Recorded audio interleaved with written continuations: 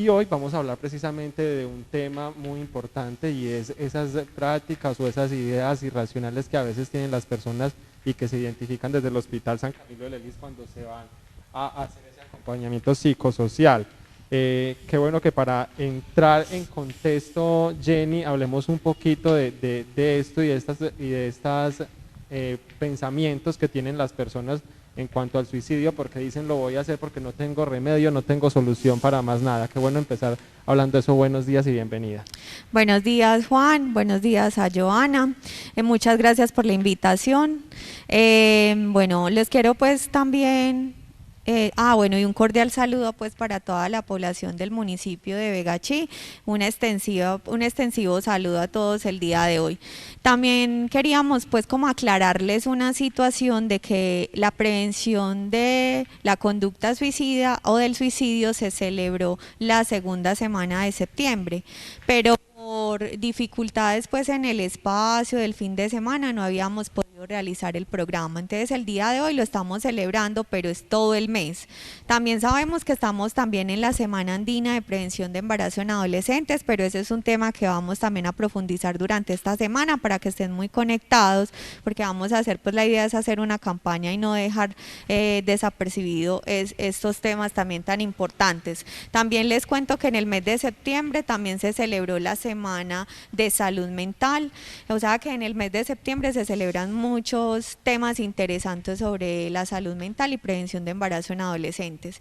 Entonces el tema de la conducta suicida es dentro pues del contexto a nivel mundial, y también no solo a nivel mundial, sino a nivel municipal, vamos a profundizar mucho acerca de este tema. ¿Por qué? Porque la población, o sea, el suicidio como tal consumado no hemos tenido durante este año, pero sí ha habido mucho. Conducta suicida, aparte de esa conducta suicida, ha habido muchas ideaciones suicidas, también muchos pensamientos y de acuerdo a esas conductas suicidas y a esos pensamientos podemos tener un suicidio consumado, ¿cierto? Entonces, voy a empezar con una reflexión muy importante como para que analicemos esta reflexión y hablemos un poquito acerca de ella. Entonces, la persona que se suicida pone su esqueleto en el armario psicológico de las otras personas sobrevivientes. Eso es citado por el autor Piña Martínez, el cual nos habla de que la persona que se suicida siempre va a quedar en dificultad, o sea, el armario va a quedar en la familia y el armario va a quedar en la población. Entonces, cuando ustedes han escuchado que cuando, por ejemplo, alguien tiene un suicidio consumado, aparecen varios intentos suicidas. ¿Han escuchado eso de pronto? Que una persona se suicida y otra persona entonces empieza como, por decir, a autoleccionarse o a clamar esa necesidad del terapeuta o, por decirlo así, ingresa a hospitalización. Aquí ha pasado. En municipios pues cercanos al de nosotros ha habido suicidios consumados y se ha disparado como tal este asunto de la conducta suicida. ¿Por qué? Porque la persona tiene esa necesidad pues de atención, el cual nosotros desde el acompañamiento no solamente psicológico sino también médico lo hemos estado haciendo en el hospital. Tú ahorita hablabas, Juan, de las ideas irracionales. Cuando hablamos de ideas irracionales quiere decir de que son mitos que tenemos frente a la conducta suicida o al suicidio. Uno de ellos es, quien habla del suicidio no tiene intención de cometerlo. Claro que sí tiene intención de cometerlo, inclusive pues lo puede cometer varias veces. También otro mito que podemos hablar de ideas irracionales es, suicidarse es un acto de cobardía. Eso también es un mito, ¿cierto? Porque hay veces hablamos de que es valentía o cobardía, pero ahí estamos hablando de que es un acto de cobardía y que por ende se caracteriza por ser un mito. Bueno, solo las personas con trastornos mentales son suicidas. No solamente quiere decir que tenga un trastorno mental, cualquier persona puede cometer el acto. Ahí es cuando nos preguntamos, por ejemplo, un chico que le gusta mucho el fútbol, pero este muchacho es súper entregado al fútbol, últimamente ¿qué le pasa? No está yendo a los entrenamientos. Ahí es cuando nosotros como factores protectores, la familia o los amigos, identificar a este adolescente que le gusta tanto entrenar ese fútbol, que le gusta ir a los entrenamientos y que ha tenido inasistencias, hay que identificar en ese adolescente qué es lo que está pasando. Entonces ahí es cuando lo llamamos, pues, y generalmente podemos decir de que es uno de los mitos. ¿Listo? Bueno, solo quieren llamar la atención, también es una idea irracional. No, obviamente estamos hablando de que esa persona quiere llamar la atención, pero la atención de nosotros es que esa persona tiene una necesidad ¿de qué? De algo que lo aqueja, algún problema familiar, alguna situación que detonó para que esa persona tenga esa necesidad de atención, pero no quiere decir de que está, porque llamar la atención también lo llamaríamos como manipulación, pero obviamente él está buscando esa necesidad de atención terapéutica, atención de la familia, atención de los amigos o atención personal, porque también es un asunto personal. Y otro mito también, una vez que una persona ha intentado suicidarse, nunca volverá a intentarlo otra vez. Claro, va a cometerlo muchas veces más, no solamente va a pasar una vez. Aquí tengo, por ejemplo, en acompañamiento una joven adolescente de 23 años, el cual ella ya tuvo una conducta suicida, tuvo una autolesión, estuvo hospitalizada hace 2 años aproximadamente, y durante el confinamiento, la pandemia la ha afectado muchísimo, que inclusive ha tenido otra vez otros intentos suicidas. Entonces mire que muchas veces podemos volver a cometerlo, pero sí necesitamos una buena atención terapéutica para prevenir pues este tipo de conducta. Hablar de suicidio es una mala idea y puede interpretarse como un estímulo. Cuando nosotros hablamos de suicidio, quiere decir, eso es un mito también, quiere decir de que, o sea, hay algo muy importante, es, si yo no identifico el riesgo de esa persona, entonces ¿cómo voy a hacer prevención y cómo vamos a ser preventores? Hay algo que yo les decía al inicio del programa a Joana y a Juan, y a ustedes los voy a compartir también.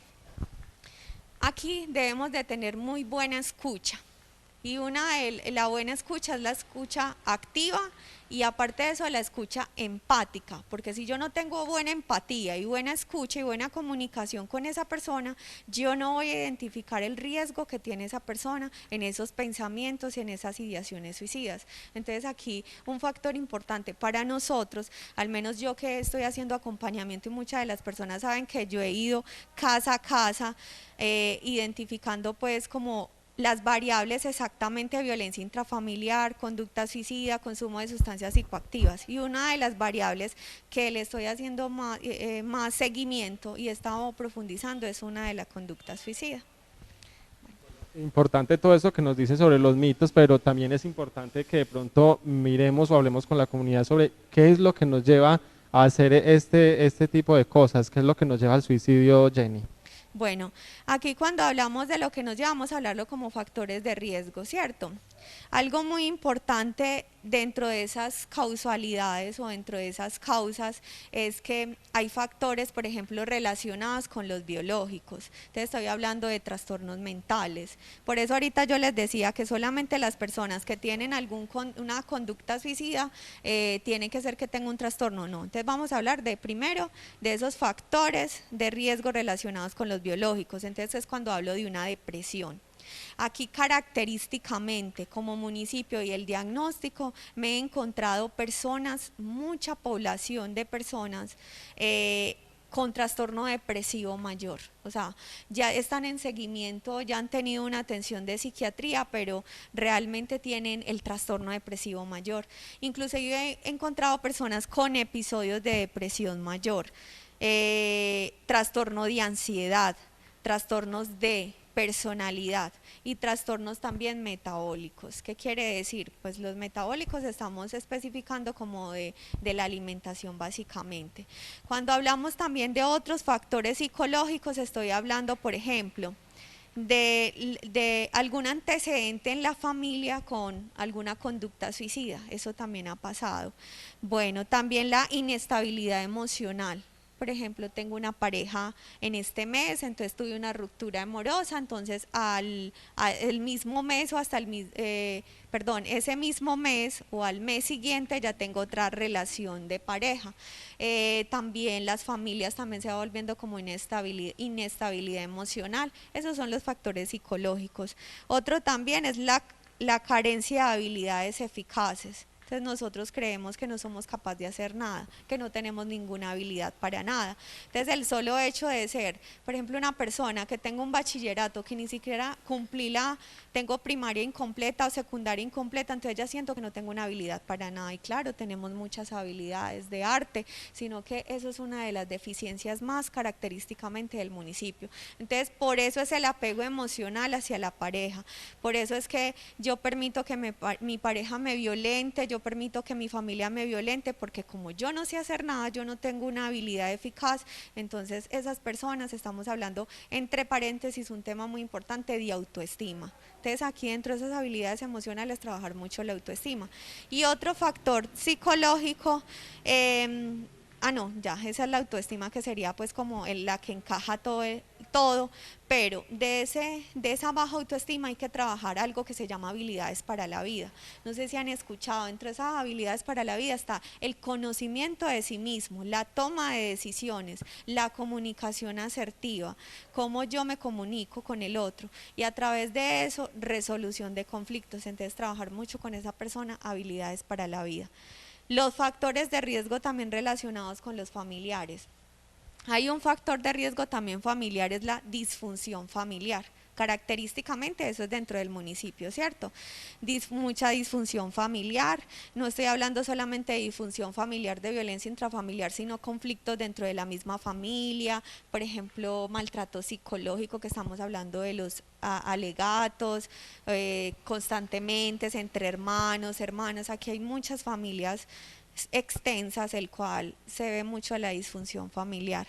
También antecedentes del suicidio de la familia, un abandono afectivo. Bueno, aquí de abandono quiero hacer mucho énfasis en esos adultos mayores, porque he tenido mucho acompañamiento con adultos mayores y se sienten muy abandonados por sus familias, inclusive las familias no viven acá en el municipio.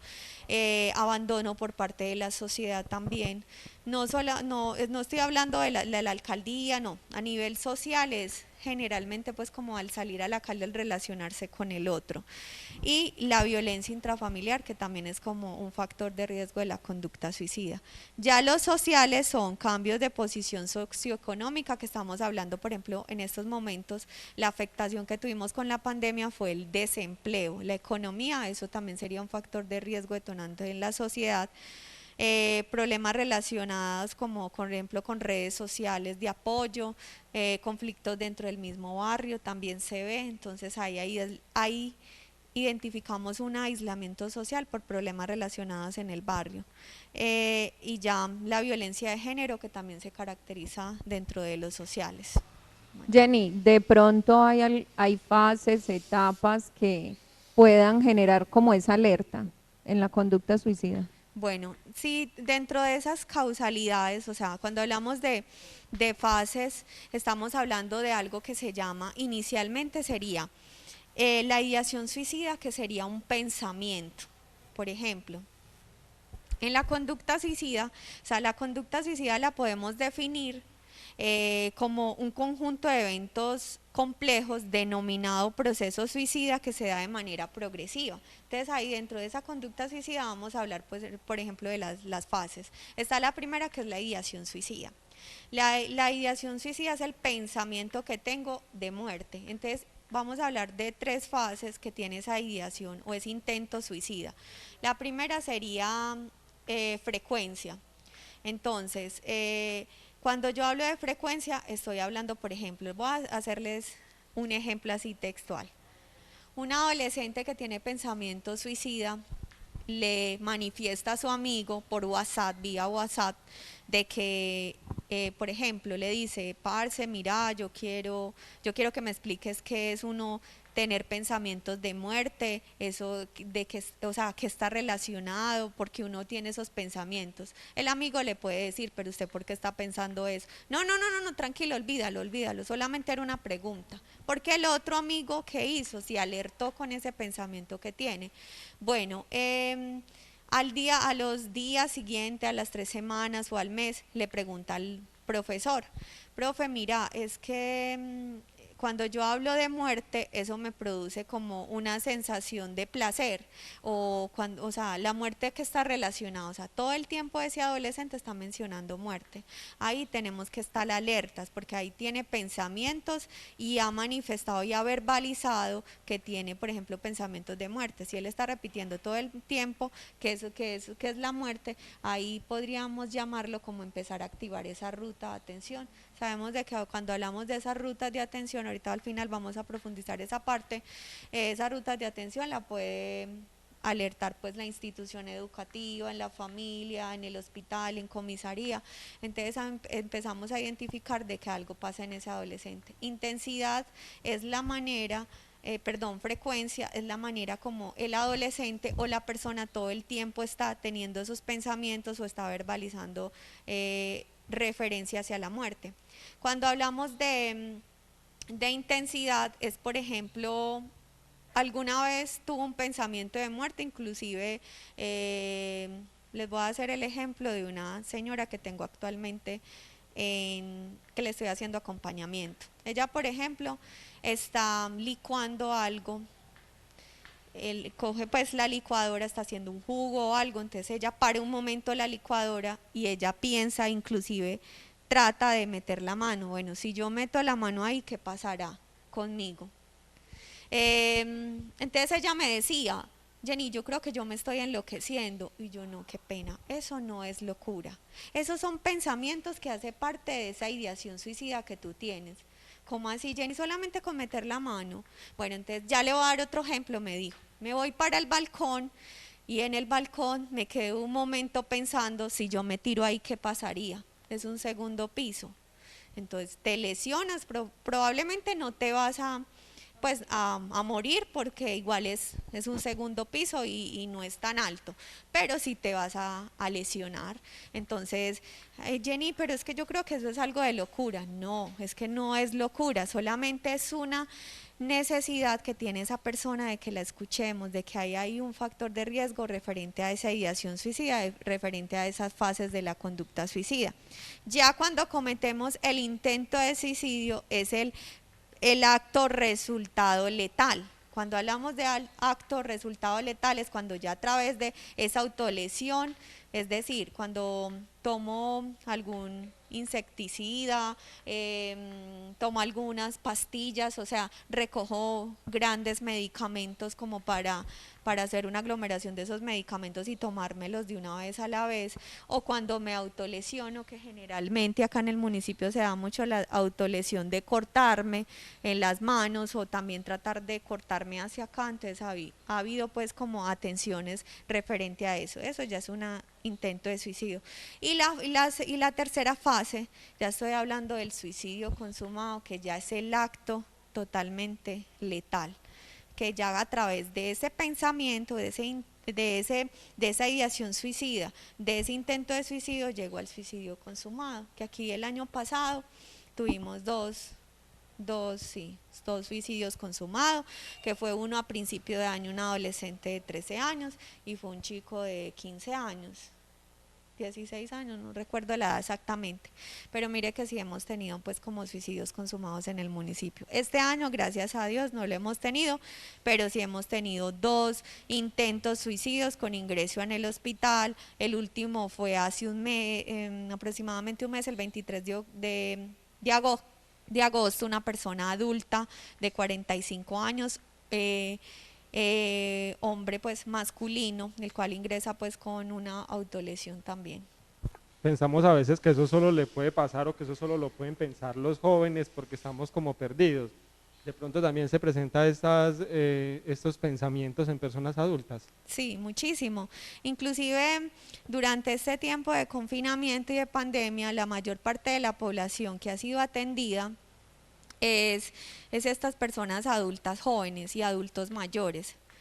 No sé si ustedes se han dado cuenta que la gobernación, la seccional, destinó unos recursos adicionales de salud pública en la creación de grupos, o sea, cuando hay una pandemia, una epidemia, la gobernación adiciona unos recursos a las secretarías de salud o los hospitales de, pues las ESES hospitales de cada municipio. En este caso, destinó esos recursos a Secretaría de Salud. Secretaría de Salud contrató con el hospital, el cual ahí contrató un equipo interdisciplinario que es para la prevención relacionada con lo de la pandemia. Y no solo con la pandemia, sino también la necesidad también de la salud mental, especialmente mucho esta variable sobre la prevención y atención del comportamiento suicida durante el COVID-19. Entonces, de esas 3 personas, hemos trabajado mucho también, no solo por la prevención del COVID, sino también por la atención a esta problemática tan grande relacionada. Entonces, ¿qué hago yo pues como equipo? Que hago parte del equipo interdisciplinario, visitas domiciliarias y acompañamiento, el cual estamos haciendo divulgación a la línea telefónica de salud mental. ¿Y qué estamos haciendo? Visitas domiciliarias y acompañamiento individual o familiar. En estas visitas y en este acompañamiento me he encontrado muchas personas adultas, no solamente adolescencia, inclusive adolescencia está muy bajito pues los indicadores, pero dicen que la mayor parte de la población con factor de riesgo, según por ejemplo, las estadísticas epidemiológicas han identificado de que el factor de riesgo de la mayor parte de la población es de 10 años a 27 años. ¿Por qué? Porque ahí no hay una madurez totalmente en el pensamiento. Se dice que no hay. A partir de los 27 años, según la corteza prefrontal, que es esta parte la que tenemos acá, todavía hay madurez, ¿cierto? Ya ha habido madurez del crecimiento y cambios físicos del cuerpo, pero a partir de los 27 años identificamos de que ya hay una madurez en el cuerpo y que las situaciones y adversidades pues no nos pueden pasar, ¿cierto? Tiene que ser que haya un antecedente pues de conducta suicida o algo pues de los genes o la genética. Pero nos damos cuenta que realmente la población más afectada durante este tiempo de confinamiento de este año ha sido la población adulta, pero no solamente por una causa, que ahorita habíamos hablado, no solo por problemas económicos, sino hay algo que se llama multicausalidad, es decir, hay problemas relacionados con los biológicos, los psicológicos, por ejemplo, los sociales, entonces hay varios factores de riesgo que esa población ha sido la mayor parte de la población atendida durante este tiempo. Ahorita Jenny hace poquito mencionaba algo de la genética. ¿Qué relación tiene con el suicidio? Bueno, pues podemos identificar que dentro del suicidio no hay un suicidio, pues un gen del suicidio, sino que hay una predisposición genética. ¿Qué quiere decir eso? De que de pronto esa predisposición genética tiene que ver relacionada con la depresión o con ansiedad, trastornos de ansiedad, pero aquí estamos hablando también con las personas, por ejemplo, hay familiares que han tenido síntomas de depresión o han tenido síntomas de ansiedad. Entonces aquí estamos hablando es con la predisposición genética de la familia. O también hablamos de asuntos de causalidades, por ejemplo las que les mencioné ahorita, que son factores biológicos que desencadenan totalmente una desconexión de la realidad del pensamiento y hace parte también de esa madurez del pensamiento y pueda tener pues un intento suicida y ya como tal pensamientos suicidas. Entonces no vamos a hablar como de la genética como tal de que hay un gen del suicidio, sino como la predisposición que se pueda presentar en la familia. Porque si uno, por eso es que es muy importante nosotros indagar, por ejemplo, las pautas de crianza. Nosotros profundizamos mucho de la familia, inclusive hay personas que a veces les molesta, pero no me hablen tanto de mi mamá, es que no quiero recordar a mi mamá.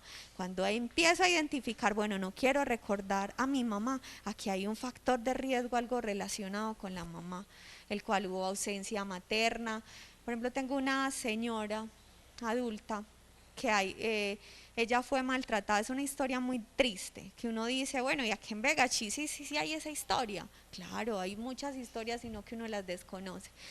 Una crianza demasiado dura, hasta los 9 años lo que recibió fue maltrato psicológico, físico, ni un cariño, ni un cariño, ni un te amo, ni un abrazo, nada. A los 9 años esta niña decidió irse para otro lugar, se fue a recorrer el mundo. En ese recorrer el mundo abusaron de ella en 13 veces, y esta ya llegó a la primera etapa de la adolescencia, o sea, estaba a partir de los 10 años, pero entonces ella fue abusada por 3 hombres en el primer abuso. Después de ahí también abusaron como les dio la gana de ella, según lo que verbaliza la paciente. Y cuando a mí este caso me lo mandaron de comisaría de familia por conflictos de convivencia ciudadana, que podemos decir pues conflictos dentro de con vecinos pues.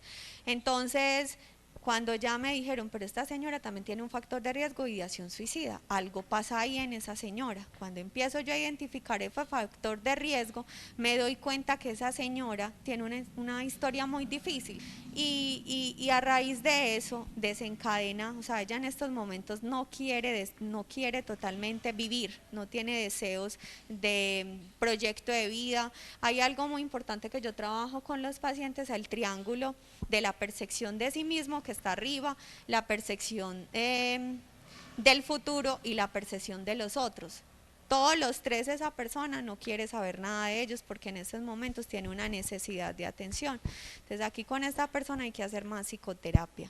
Entonces mire que cuando me doy cuenta yo, uno de los factores asociados a esa conducta suicida, o esa ideación, o ese pensamiento, tiene que ver mucho con esas pautas de crianza. Entonces por eso debemos de profundizar mucho también hacia cómo fueron estructuradas esas pautas de crianza en mi familia. También hay un factor de crianza relacionado con la ideación suicida, que es la sobreprotección. Mamás y papás sobreprotectores, y que ya cuando están adultos ya no tienen esa necesidad pues de ser autónomos, de tener esa independencia porque quieren a sus padres. Ahí tengo otro caso relacionado con la independencia por haber tenido crianza sobreprotectora, que ya se desencadena también una ideación suicida. O sea, son muchos los factores asociados. Jenny, de pronto pues me surge ahí esa idea, ¿tiene alguna relación cuando alguien intenta suicidarse pero quiere arrastrar a otras personas? Sí, como ¿se acuerdan el mensaje que yo les dije al inicio? Pues, esa reflexión. o se escucha mucho en noticias a que él mató a fulanita y se quitó la vida. Cuando la señora que se tiró del O cuando puente la señora con con su su hijo, no hijo. sé, de pronto Ese tiene tipo alguna de relación conductas, en ajá. eso. Bueno, ahí, por ejemplo, lo que pasa es que ahí generalmente las personas que tienen esos pensamientos suicidas empiezan a identificar, bueno, empiezan a hacer análisis, pero tienen un pensamiento no totalmente maduro. Ay, bueno, si esa persona lo cometió, ¿yo por qué no lo puedo hacer también? Entonces ellos tienen la mitología de decir que eso es valentía o que es cobardía. Pues casi siempre esas personas que tienen ideación suicida lo ven como valentía. Entonces aquí probablemente es que se desencadenan totalmente más ideaciones o conductas relacionadas, por ejemplo, con lo que ustedes dicen, esos 2 actos, porque esa persona pues no ha buscado el acompañamiento, se cierra en que ella no necesita el acompañamiento, sino que eso es un acto de valentía, entonces yo también voy a cometer el acto. Ahí es cuando las niñas también, por ejemplo, culturalmente, y algo pasa, de que ahorita no están practicando lo del famoso cutting, que es cortarse pues en las manos o en las piernas. No lo están, en estos momentos no lo están casi utilizando, porque eso es un asunto más como culturalmente. Si el otro lo hace, yo también lo voy a hacer. Y como sabemos que el adolescente todavía no tiene ese pensamiento realizado en esa corteza prefrontal, esos pensamientos no están totalmente maduros, entonces por eso tienen esa conducta de esta manera. Y probablemente esas personas que también quieran cometer el suicidio consumado, como los 2 casos que mencionaron, Joana y Juan, es porque no tienen esa capacidad de pensamiento y de respuesta en el momento, y por eso cometen esos actos. Bueno, ahora en lo de las fases, yo sin tener ningún tipo de conocimiento académico, por ejemplo como Jenny, puedo brindarle ayuda a alguien que me manifieste ese tipo de ideas. o qué se debe hacer, qué se le recomienda a la gente. Ah, bueno. Bueno, aquí eso es muy importante esa pregunta, Joana, porque mira, nosotros desde la parte médica, porque ustedes saben que la psicología primero pertenecía a las áreas de la salud y ahora pertenecen a las áreas, perdón, sociales y ahora a las áreas de la salud, porque va muy relacionada la salud mental con la salud física.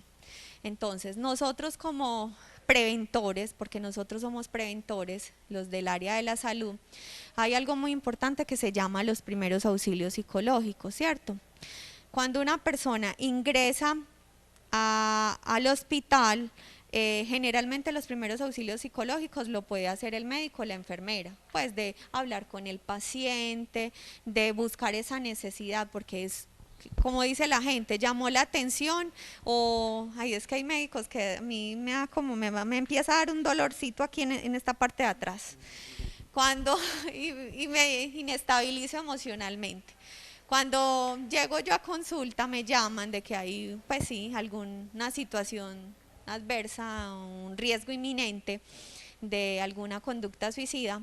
Me dicen los médicos, hay médicos que me han dicho, no, Jenny, es que el saludo está llamando la atención. Ay, es que tuvo un problema familiar, es una ruptura amorosa. O sea, ya indagó con el paciente, pero después de que yo llego, tienen el atrevimiento de decir, está llamando la atención. Entonces yo les contesto, claro, doctor, claro, está llamando la atención de nosotros, es que esa persona necesita ser escuchada, esa persona necesita de la atención de nosotros en estos primeros auxilios, en esta atención. Entonces, aquí también se trata un asunto de que hay que concientizar mucho también a la población de salud. Y en cuanto a la población en general, aquí lo que uno les recomienda totalmente es buscar la orientación de psicología. Sabemos de que aquí habemos que 4 psicólogas, está la psicoorientadora, pero está trabajando desde la virtualidad, pero va a llegar en algún momento la de la institución educativa, está Juana Medina, que es la de la Secretaría de Salud, María Elena, que es la de Comisaría de Familia, y yo que hago acompañamiento pues en el hospital, en los proyectos pues de salud pública, concurrencia y también acompañamiento en el hospital, ¿cierto? Entonces acá a las personas que empiezan a identificar esta intensidad o frecuencia de esta persona y manifestar todo el tiempo deseos de muerte o comportamientos como lo que yo les dije, por ejemplo, yo si me hago acá en este balcón, ¿qué pasaría conmigo? Si meto la mano ahí en esa licuadora, ¿qué será eso? Por eso tenemos que ser muy buenos lectores y aparte de lectores, también generar una empatía y identificar esa escucha activa con esa persona. Entonces ustedes, por ejemplo, las personas del común, de la sociedad o el amigo, aquí hacer que activar esa ruta de atención, ir a buscar alguno de estos psicólogos que me pueden orientar para hacerle una atención total a este paciente, porque todos somos preventores. Que es que como tú dices, no necesitamos tener académicamente la experiencia, ¿cierto? Por ejemplo en este tema, pero sí nosotros podemos ser preventores en cuanto a que vamos a activar esa ruta de atención, de la cual por ejemplo hemos hablado mucho.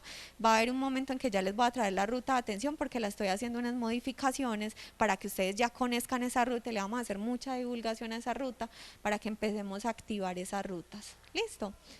Bueno.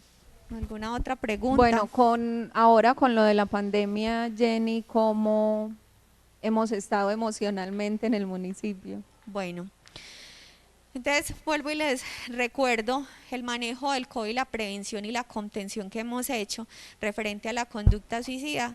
Ha sido un trabajo muy grande, que no lo mostremos mucho acá, pero sí lo vemos mucho en la realidad con la atención que se ha hecho en calle. Yo hago acompañamiento familiar.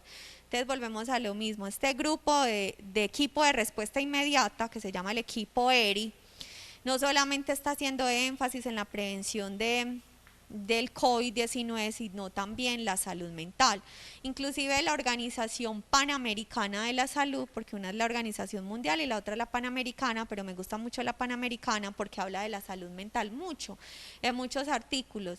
Ha hablado de que va a haber una pospandemia. ya terminamos el aislamiento obligatorio, ¿cierto? Ya estamos en un aislamiento selectivo que seguimos todavía pues como con las medidas de protección del tapabocas, el lavado de manos, el distanciamiento social, ya han ido pues como reabriendo pues la economía mucho y mucha producción ya de economía, pero aparte de eso tenemos que seguir pues con el cuidado. Dentro de ese manejo del COVID y la conducta suicida se ha hecho mucho acompañamiento familiar, el cual hay personas, por ejemplo, yo he hecho, al inicio de la pandemia empecé con programas acá en Azo TV, en la radio todavía hago muchos programas, el cual hemos hecho mucho énfasis en específicamente dentro de este proyecto estamos trabajando, apuntándola mucho a 3 variables, es la violencia intrafamiliar o violencia de género, consumo de sustancias psicoactivas, eso es otro tema que me tiene muy triste y lamentable, de que hay muchos adolescentes que han tenido recaídas, inclusive ya no están estudiando, han desertado escolarmente y están en recaídas referente al consumo, mucho desbordados. Y la conducta suicida.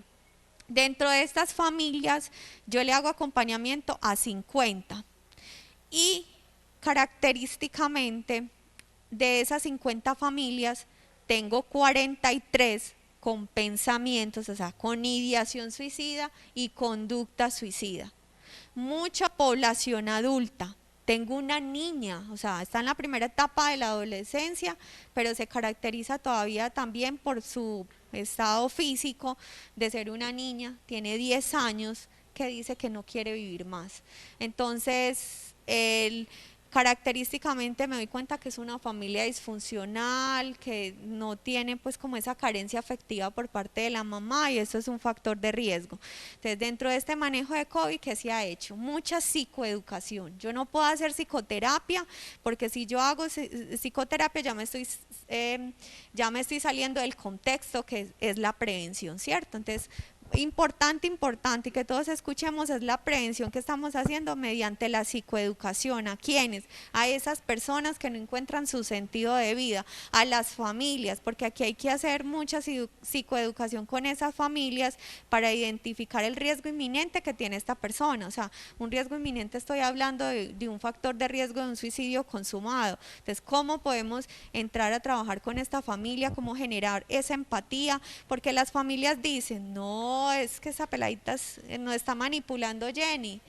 Le contestan a uno, o ese adulto mayor, no, tuvo una ruptura amorosa y nos está manipulando. No es manipulación. Aquí debemos de saber y darnos cuenta de que es una necesidad que está buscando ese paciente, una necesidad de nosotros. Si no es de la familia, de un profesional en el área de salud mental para hacer psicoeducación. Bueno, otro tema muy importante también es que estamos haciendo programas referentes a estos temas. He hecho muchos programas de la conducta suicida. En la radio mucho he hecho. Hemos tratado pues como generar también redes de apoyo. Las redes de apoyo es como el acompañamiento de la familia inicialmente, pero también con propuesta pues del alcalde y propuesta de nosotros en el COVID de hacer grupos de apoyo. La diferencia de grupos de apoyo y grupos de mutua ayuda, vamos a explicar esa parte. Los grupos de apoyo es cuando está el profesional al lado en el área de salud mental acompañando a esta familia. Por ejemplo, esas personas que tienen ideación suicida, vamos a trabajar un grupito y vamos a identificar el riesgo de estas personas. O sea, trabajar apoyos como psicoterapia, lo que llamamos intervención en crisis o intervención grupal a través de la psicoterapia.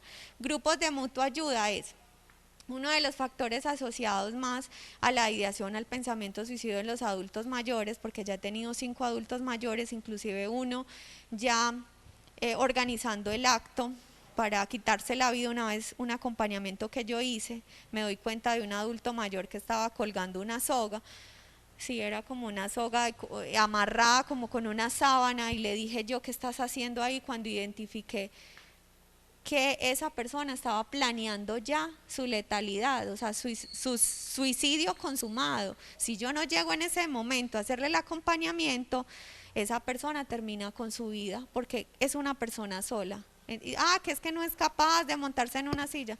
Nosotros somos capaces de muchas cosas. Nosotros cuando tenemos esa necesidad de que el otro me escuche, somos capaces de hacer cualquier cosa. Entonces, fue una visita así esporádica. Yo no aviso cuando voy a las casas. Yo llego así, improviso. Hay algunas personas que sí las llamo es porque trabajan o algo, pero casi siempre estos adultos mayores yo llego solamente así de improviso. Cuando llegué encontré pues esta situación letal en este adulto mayor. Refiere el adulto mayor soledad, no poder asistir a grupos de mutua ayuda. Ahora estoy feliz porque ya están esos adultos mayores en esos grupos de mutua ayuda, que es ensayar la banda, el grupo de coro, las danzas, todo eso son grupos de apoyo, las manualidades, el aprender, por ejemplo, ellos tenían un grupo de mutua ayuda donde hacían como, aprendían a hacer panes, panadería, algo así. Entonces todos esos grupos son de mutua ayuda, ¿por qué? Porque ellos se acercan, se relacionan con el otro y tienen ese acercamiento y salen pues de su contexto del hogar y cambian totalmente su forma de pensar. Entonces él me manifestaba, es que ya no puede uno compartir con el otro, ustedes nos quieren matar, porque él decía que nosotros desde el sistema de salud, eso ha sido otro mito para la población que nos ataque, hemos tenido mucha tolerancia en este tema, es que ellos dicen que nosotros desde el sistema de salud, o muchas personas han dicho, y las personas que nos están escuchando, de que nosotros nos estamos beneficiando por un dinero, que entre más enfermemos gente sobre el COVID, entre nosotros queremos como beneficiarnos de eso, pero les cuento que no. Antes nosotros tenemos más trabajo, porque también nos afecta la salud de ustedes y no solo la afectación que tiene el virus, sino también la salud mental. Entonces, ha sido pues como totalmente este acompañamiento más de psicoeducación, de visitas domiciliarias, psicoeducación por medio de las redes que tenemos como el canal o la emisora y también acompañamiento individual a las personas que lo soliciten. Ese ha sido pues como el manejo del COVID durante este tiempo. La línea de salud mental, la cual tenemos habilitada, es 320-576-2692. Esta es la línea municipal para aquellas personas que quieran consultar acerca de estas tres variables que les mencioné y aparte de los síntomas de depresión. O si ustedes identifican algún riesgo de los que hablamos, por ejemplo, esos pensamientos de muerte, por favor, llamar nuevamente la línea 320-576-2692. Esta es la línea municipal que tenemos habilitada para ustedes, los cuales quieran pues buscar esta necesidad de este tema y no solo de este tema, sino la prevención del consumo de sustancias psicoactivas y la violencia intrafamiliar o violencia de género. Listo. Bueno, Jenny, yo creo que con usted hay mucho de qué hablar, pero el tiempo es corto. Yo creo que por ahora no queda sino agradecerle por aceptar esta invitación y compartir la información con todos nuestros televidentes. Listo, bueno, muchas gracias a ustedes por la invitación. Lo hicimos tarde, pero llegó el programa. Esperemos que hagamos más programas referentes no solo de este tema, sino los otros y otra invitación. Y muchas gracias a todos, pues un extensivo saludo para aquellas personas en estos momentos que han estado conmigo acompañamiento o las personas que uno no conozco y quieren pues la atención. Y un cordial saludo también a estas personas adultos mayores, a estos niños que yo sé que están estresaditos, ya casi vamos a terminar este año. Dios quiera que el próximo año cambiemos de metodología, porque estos niños también están estresaditos y en sus hogares. Entonces, un cordial saludo para todos y un feliz día.